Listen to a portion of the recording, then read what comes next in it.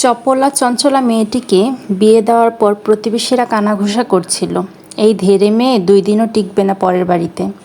এক জায়গায় পা পড়ে না, সারাক্ষণ ছুটাছুটি, ওটা বাপের বাড়ি না পরের বাড়ি, বুঝবে ঠেলা।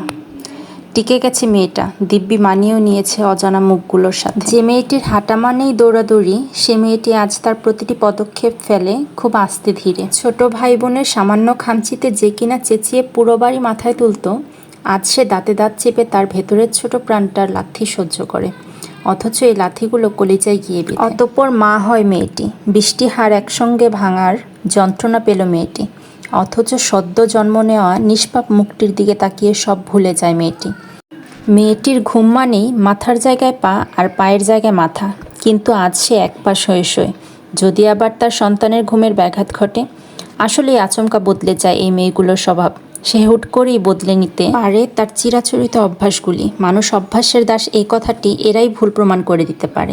এভাবেই তারা হয়ে ওঠে মেয়ে থেকে মা।